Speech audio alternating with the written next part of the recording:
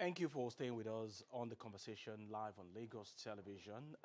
Education is key to the development of any nation, but here in Nigeria, we seem to be paying lip service to the development of education, and there are so many issues, so many challenges plaguing the education sector in the country, aside from funding, insecurity, inadequate manpower, and so on and so forth. And, you know, government after government, we have seen that they're not really concerned about improving the quality of education in the country. And, you know, we have had policy inconsistency on the part of government, and the annual budget allocation is not even anything that can actually transform the education sector for us to compete globally as a nation.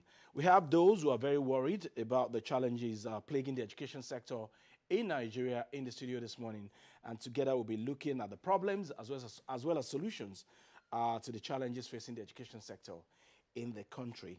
We have here in the studio, right beside me, is Dr. Ganiu Bangboshe, scholar in educational sociolinguistics and critical discourse analysis from Lagos State University.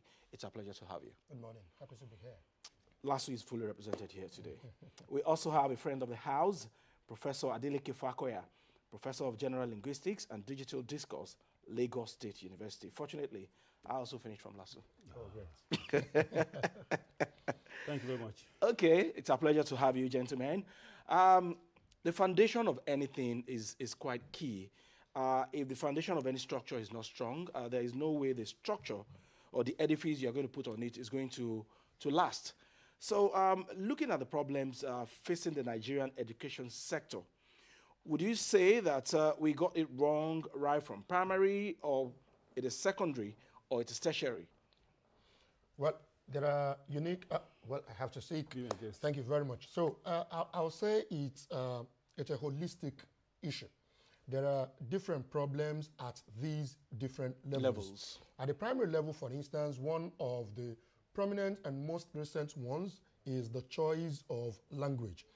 Right? Before now, there was the policy that the language of the immediate environment should be used as the language of instruction in schools. Just recently, less than 6 months ago, the Honorable Minister of Education announced that English should be the sole language of communication at all levels of education. Permit me to say that is preposterous. All right? Not anywhere in the world do we still have the official language, which is not an indigenous language, serving as the language of instruction. We want to build culturally aware young people. We want to build those who are grounded in the cultural values of their society. And so when we now have young people who speak English at home, English in school, English everywhere, at what point do we get them properly enculturated into the society? Well, we would say this is one problem at the primary school level. Another problem is the number of students who are out of school. All right, the percentage will wow you. All right, so at the primary level, we have the problem of language. We equally have the problem of out-of-school students. When you move to the secondary school level, you see, one of the problems I have with education, like someone said, it's a school in Nigeria is where children go when their parents go to work.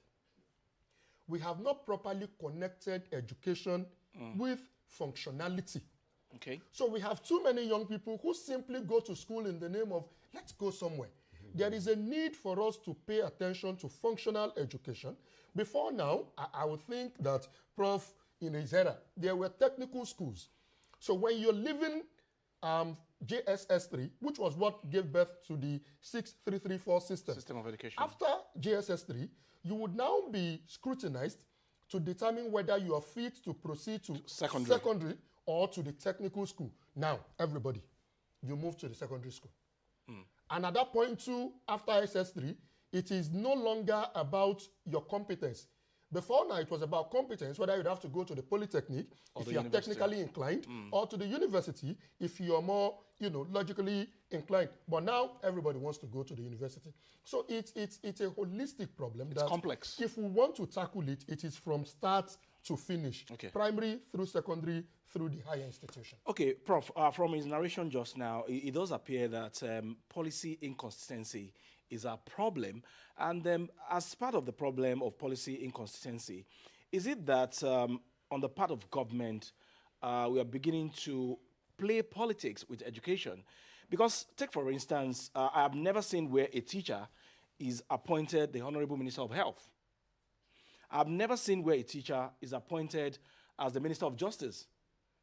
You must be a lawyer for you to be appointed as the Commissioner for Justice or Minister of Justice. But when it comes to education, it is politics, compensation for the boys, so to say. So would that be part of the problem as well? Yes, of course it is. The problem we have with education is, as you said, complex. And as Dr. Bambushi has just enumerated, there are so many things that overlap, and there seem to be numerous issues at stake at every level. So what we're looking at, if you're talking about reform, you'll be looking at a framework, all right, that has a multi-level approach to the problems you have. The way you deal with problems at the primary level cannot be the same way as you will with the secondary school level. And then in between university, in between secondary and university, there are 2 or 3, areas. So we look at, one, financial problems, right? We look at administrative problems, as you said. We look at curricular problems. We look at technological problems. We look at problems having to do with administration. Okay, so let's start with administration. Administration, okay. Now, you just alleged, and I quite share your view, Baraji, that wrong people have been administrators, which is very true. Why, for instance, would a lawyer be the commissioner or minister for education? It's absurd, because you would not put a teacher as the chief judge of the federation. You would not.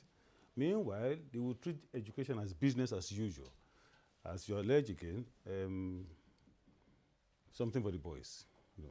So the administrative problem is there, and it seems to be the root of all the other problems. If you fix that bottom, the root, nearly everything else can fall in place. If you make somebody who knows about education, the Minister for Education, somebody who is well-grounded in education, or the Commissioner for Education, there will be excellence that will be manifested. So if we take primary school, for instance, Dr. Bangui just said, you have to have your language as the means of instruction. We went through it, and today, I can say that people like us are some of the best that Nigeria has produced. People who just speak somebody else's language and so on, they can't perform very well as people who are first trained in their own language. There's a need for you first to, at the primary school level, which is the foundational level, a number of things need to be taken into consideration. For instance, the cognitive development of the child matters a lot. The moral development also matters a lot. And then the literacy development also matters. All of these are just collapsed into speak English. So you cannot teach rural children by Western values. No. In America, African-American vernacular English, all right, used to be disregarded until they now saw that, look, these children speak their language very well, which is AAVE, African-American Vernacular English. So let us teach them. And that was what led to the acceptance of that variety of English, African-American Vernacular English, as the means of instruction. So the language with which you are very familiar, the language of the home, is the most suitable at that foundational level. Primary. Primarily, yes. Yes, sir, primary level. When you move up a bit, you begin to deal with, further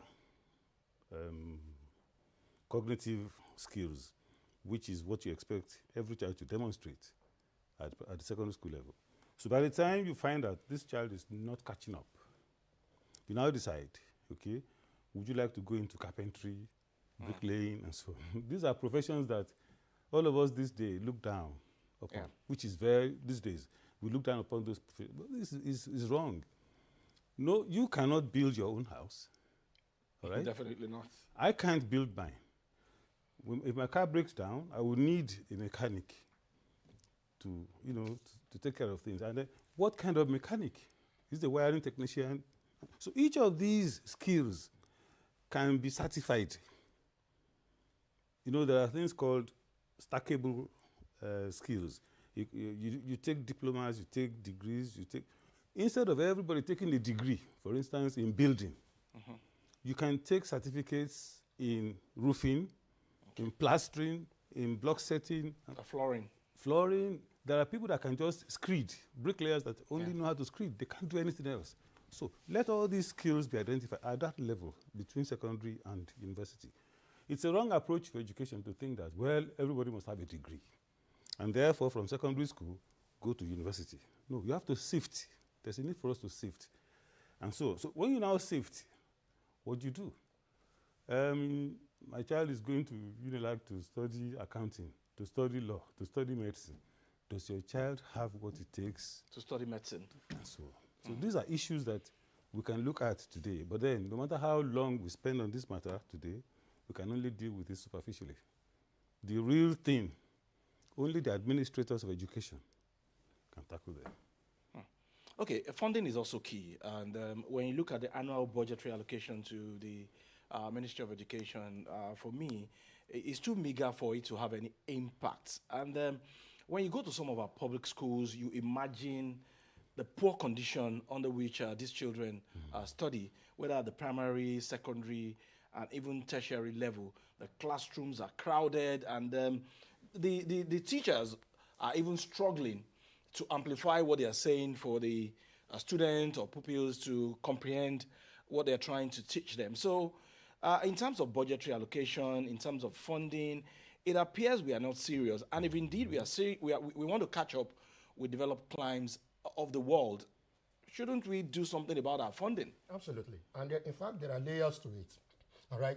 The primary layer is that generally the allocation given to education is insufficient. The secondary layer is that within the insufficient allocation, some people still have to take theirs. You see the second layer. So ordinarily, education is not even properly funded. And then from the little that is being given, some people must still take what in Nigerian English we describe as cuts. But I tell you, whether we like it or not, we are playing with a very serious future injury. Because any nation that doesn't take education seriously is prepared for a ruin. All right? So I am happy that you have mentioned it. It's not open to discussion. It is a clear point that education is not properly.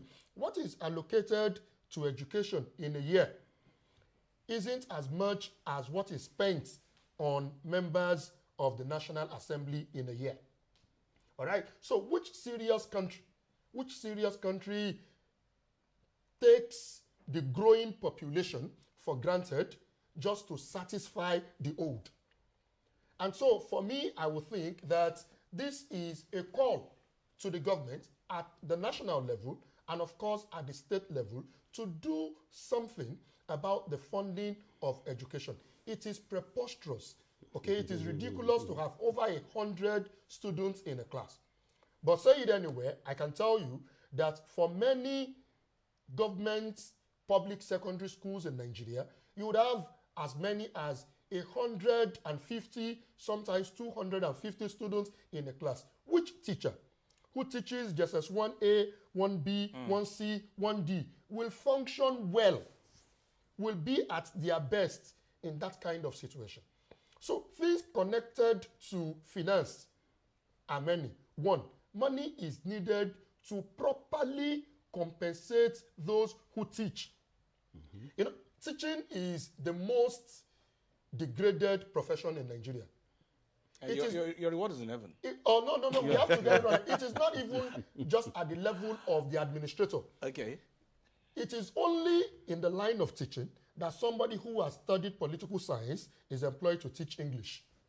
And because there are no jobs. Because there are no. So teaching now seems to be the dump site. The dump site for unprofessionals. Would you appear in court if you had not studied law? But it's okay to study, for example, biochemistry. And so, again, Another thing is that we erroneously assume that content knowledge is the same thing as methodological knowledge. That you know biology does not mean you can teach biology. Okay. There are methodological approaches that guide teaching. All right, so there is a need to invest in education. One, so that there can be sufficient teachers, all right, to teach the growing population of Nigerian students. Two, so that we can also erect more structures, okay, just so we do not have 150 students in just a class. Again, so that teachers can be properly remunerated so that they get motivated to do their work. So money is at the center of everything. And if we would get it right, the government must be ready to properly fund education. Okay, Prof, you want to add something? Yes, this financial aspect of the problem, dovetails with the structural aspects as well. You don't have money, you can't have good schools. All right? So teacher-student ratio, for instance, is most effectively at maybe 1 teacher to 30 students. By that time, you'll be able to do tutorial classes for your students, and then you have almost one-to-one relationship with them in class, which is a far cry from if you have one teacher teaching as many as, in some universities, let me not castigate or denigrate any. In some universities in Nigeria today, you have as many as 800 students offering one course. And so there is not much that any teacher can do in such a situation. You'll find that everything just falls like water on the back of a duck. Just dump it on them. It's wasted. In addition, sir, teacher professionalization is necessary. The fact that I have a PhD, it doesn't make me a teacher. But I think we now have the Teachers Council of Nigeria. Yeah, you have everything. Are those things effective? Are they affected? All right? Do they do what they're supposed to do? So, Governor Bolaji has a cousin who doesn't have a job. He's just come back from America. Prof. Fakoya, could you please help us? Oh, well, no problem. Let him come. And then the following day, he appears in class teaching what he does not know anything about, the kind of thing that Dr. Banguchi was just talking about content and methodology. So teachers need to know, they have to professionalize them. Teachers need to be taught what it is to be teachers. So when we are blaming government, there's not much money and so on, we need to recognize again that some people have no business in this business. They have no need, we don't have any need for them. But then when you just fill the place with people who you think can add value, what value can an ignorant person add to a system? None. So the kind of education I think we can have when we say we're talking about reform or transformation is an education that has answers to certain social problems. For instance, demographic growth. Why do some children grow like this and others do not grow in this way? Let's take the north of Nigeria, for instance. There are so many out-of-school children, all right?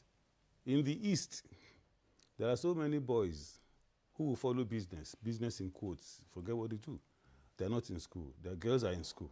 Go to any university, you'll see that there are more girls in class than boys. Okay? So we need an education that will answer that question. Demographic growth, why do these things happen? Unemployment, how come you have a degree, yet you're unemployable? What skills don't you have that you need to have? Unemployment. Insecurity. Can't our education be tailored towards, like all the Egbeshu boys, all the combatants? Isn't there something we can teach them, all right, to disabuse them of the need for them to be involved in all these crimes and so on? Digital transformation. How many of our schools have what it takes to function in the 21st century?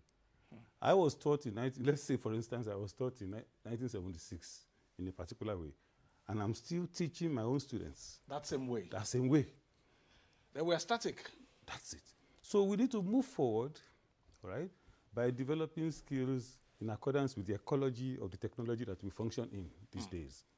Okay, Doctor, fine, we have identified all the problems now.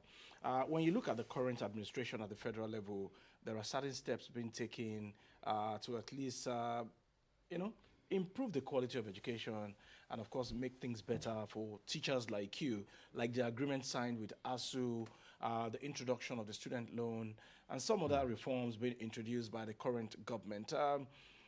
What do you think will be the impact of these reforms, short and long term? Yeah.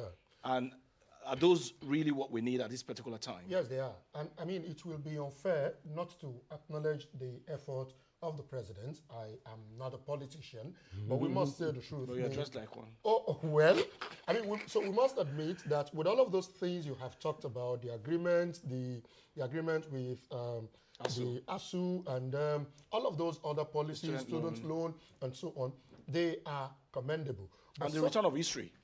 Absolutely. I mean, I spoke on that on air a couple of months ago. But you know, beyond all of these policies, we must now mention the fact that the problem with Nigeria has never been the absence of policies. It has always been the absence of implementation. All right? There was a time the president said, if you're not getting the dividends of this administration, ask your governors. And so what I would like the president to note is that it is not enough to put measures in place to ensure quality education. There should be effective monitoring. So when you are allocating money for students' loan so that they can get educated, is the funds getting to the students who need it? Is it being fairly shared among the students?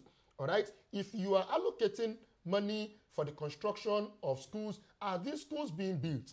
All right. So I would think that at the level of policy, the current government is doing well, and at the level of financial support for education, it's not where it should be, but it's equally not where it used to be. But what is important at this point is effective monitoring to ensure that these policies and financial measures being put in place are achieving what they are set to achieve. Okay, Prof. Sorry, sir. I may just quickly add something to what Dr. Bangboshi has just said. The federal government gave ASU so much money, all right? It is not fair that money that was supposed to have been earned in 1999 is just being given now without interest, 26. Without compound interest especially. Okay, that's one. But then let's take our eyes away from that. Now, to whom much is given, as people say, much is expected. Has government itself thought about teacher improvement? If I'm paying you 2 million naira per week, 5 million naira per month, let us say, hypothetically, what are you getting, what is government getting in return? In terms of value. Value. What are the students you're supposed to be teaching getting in return? So we should make it mandatory for teachers, whether at the tertiary level or whatever teachers there are, let them add value by inculcating, for instance, the available technology in their teaching. If you ask the average professor in any university in Nigeria, sir, can you mention 3 learning tools? They don't know. They will not know. They will say tools. Are we into carpentry? That kind of thing. But you don't have learning tools. How can you teach effectively in the 21st century? There are so many beautiful things that technology has brought, and we're ignoring those things. AI, for instance. All right? People condemn ChatGPT. It allows stealing, it leads to plagiarism, and so on. But that is not true. Everything can be abused. All right? These cups here can be abused.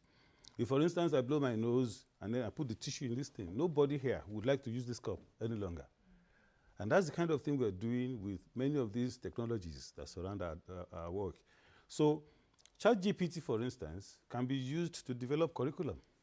There's no human being on earth today that has the brain, so to speak, that ChatGPT has. So if you have something superior to your intelligence, why don't you just make use of it to design a very good path for your work? There is no profession under the heaven today that is not amenable to AI. So we need to do such things. So government can say, for you to be a professor, for you to be a senior lecturer, for you to be an associate professor, you must have 1, 2, 3, 4. Show us certification in AI tools. Yes.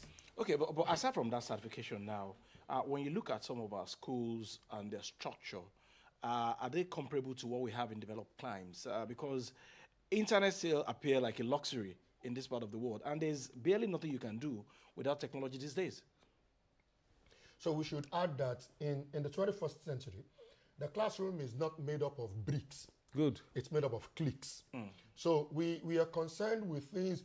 I am not saying that the structures are in place at the level of physical buildings, but I'm saying beyond that, we are looking at cliques. We are looking, I teach English online every day.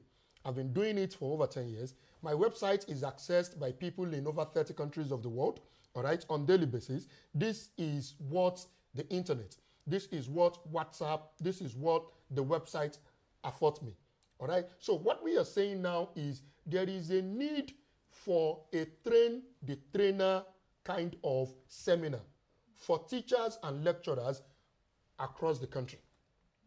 Train the trainers. What are you teaching? And like I said earlier, beyond what you are teaching to what, because John Dewey said, if what interests the child is not in the child's best interest, then make what is in the child's best interest interesting.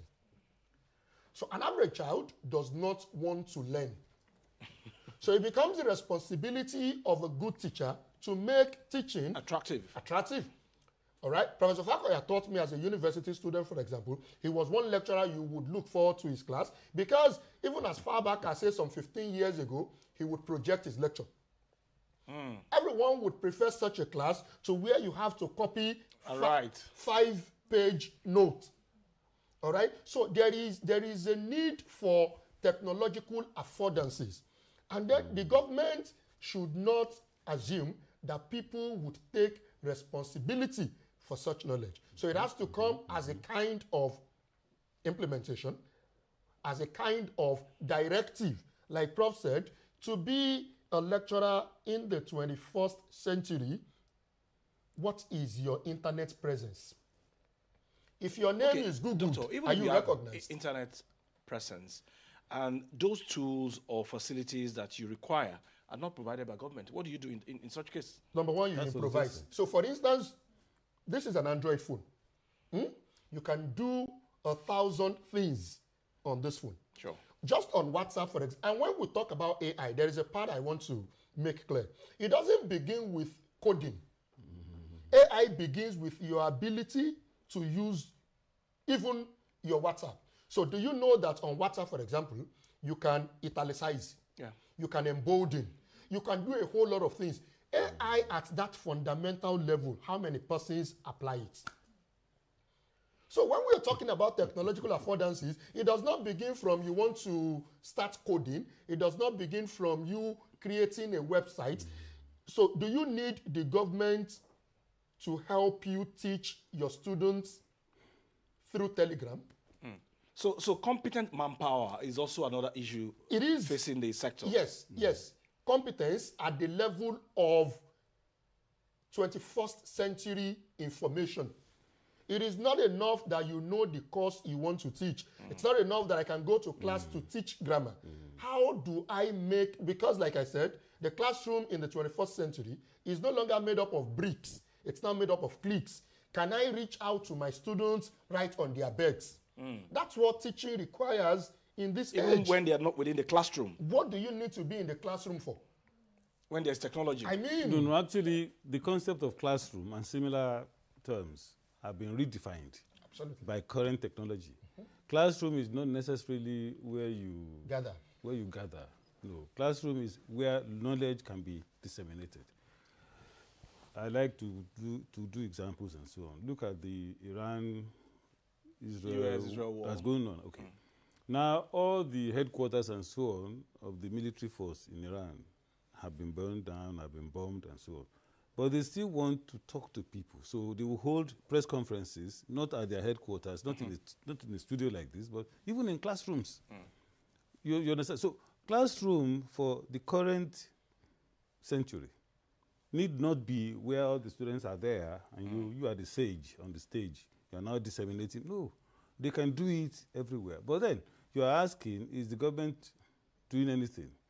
Government needs to empower each institution, okay, to provide learning management systems, all the things that people need to fit into current technology and apply all these things we're talking about. If they don't do that, no matter the amount of money that they put there. Globalization, for instance, okay, how are they doing it in Singapore? How is it different from what we're doing, what they do in America and so on? Let's globalize. You can't be here thinking that you can compete. Or the world will wait for you. Oh, they will wait for you. Nigeria is yet to come. No, we can't. They can't wait for you. So you go and find out how do they do it there. Bring that thing here.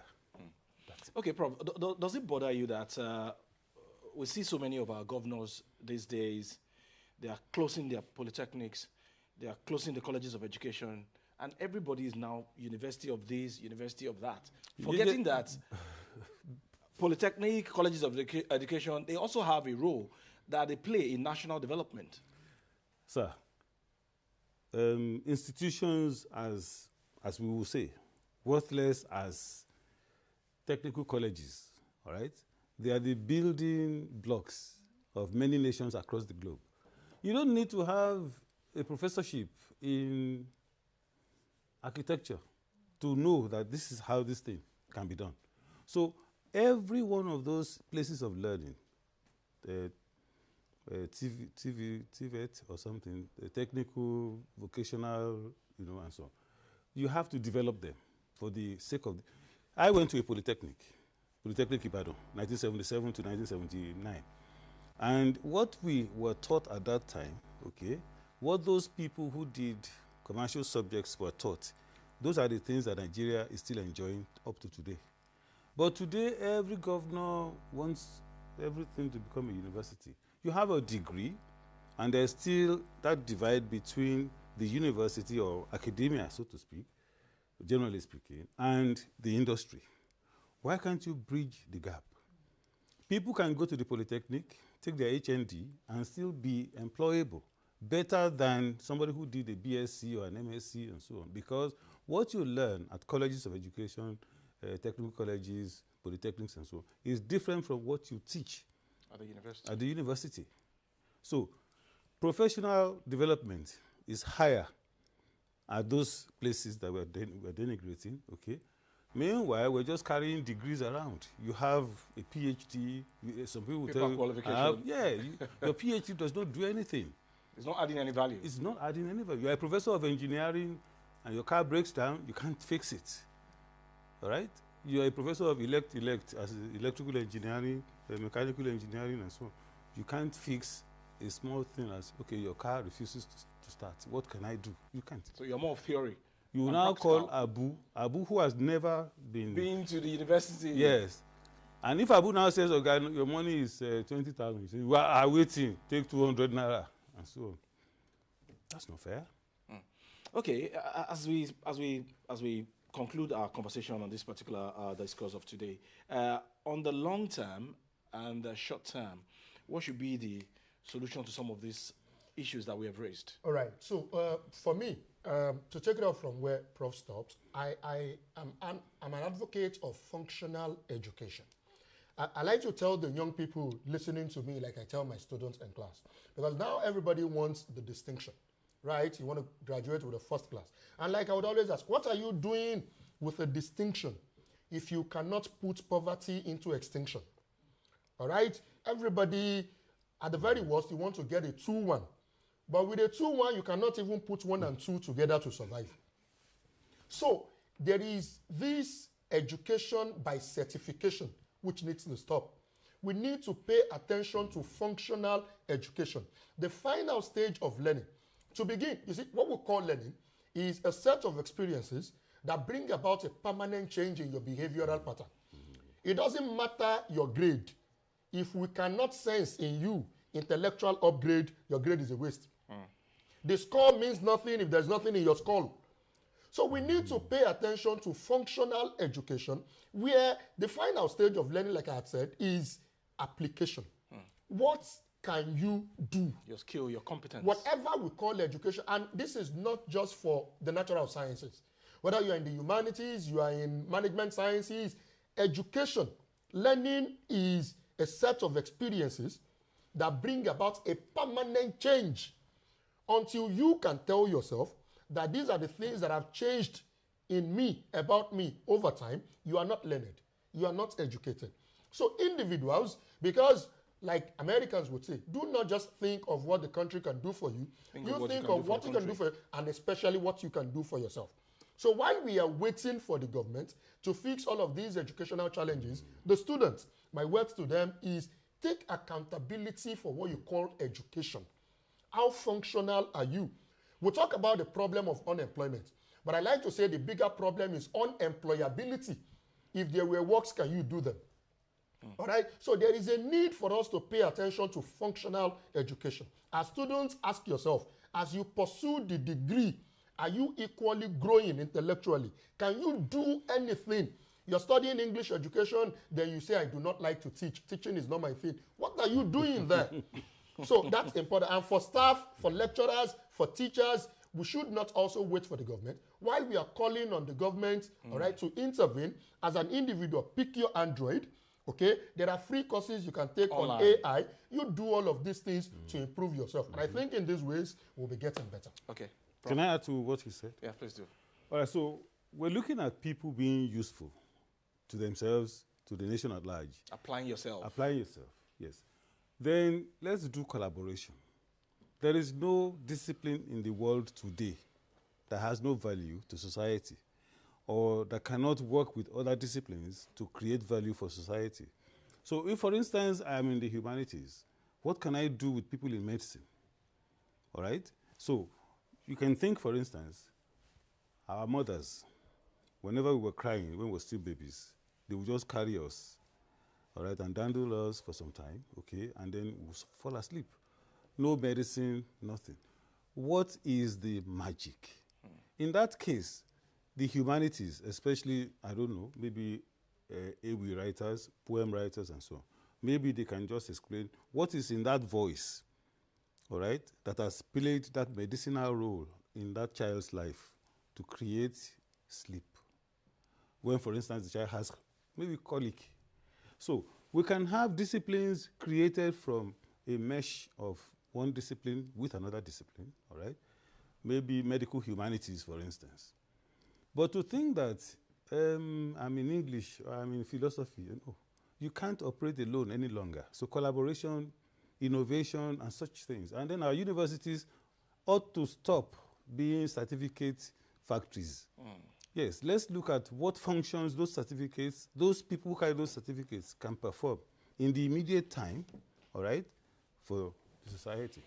All right, thought-provoking conversation with Professor Adeleke Fakoya, Professor of General Linguistics and Digital Discourse, Lagos State University, as well as Dr. Ganiu Bangboshe, scholar in educational social linguistics and critical discourse analysis, also from LASU.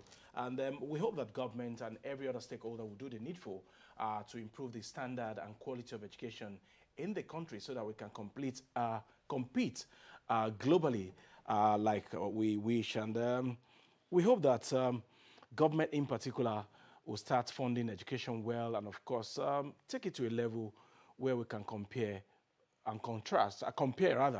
with other developed climes in the world. We must thank you very much, Professor Fakoya, and of course Dr. Bangboshe, for finding time to be on the conversation. All right, we'll take a very quick break now. When we come back, the show will continue with Adebimpe. Enjoy.